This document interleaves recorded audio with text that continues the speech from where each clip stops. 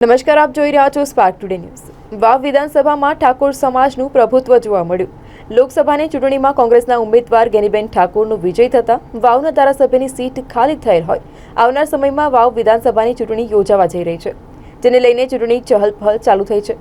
કોંગ્રેસ તથા ભાજપમાં ટિકિટો લેવા માટે લોબિંગ ચાલુ થઈ છે। આવનારી વાવ વિધાનસભાની ચૂંટણીમાં યોજાવાની હોય કોંગ્રેસ અને ભાજપ વાવ વિધાનસભા જીતવા માટે એડીચોટીનું જોર લગાવશે।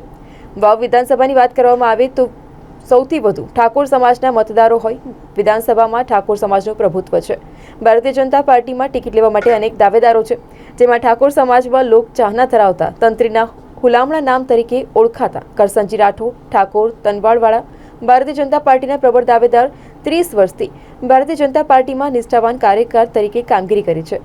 સહકારથી લઈ સંગઠનમાં મહત્વની કામગીરી કરી ભાજપમાં ગુડ બુકમાં નામ છે। જો આવનારી વિધાનસભા ભારતીય જનતા પાર્ટીના ઉમેદવાર તરીકે કરસનજી ઠાકોરને ઉમેદવાર જાહેર કરવામાં આવે તો બીજેપીના જીત સમીકરણો બેસી શકે તેમ છે।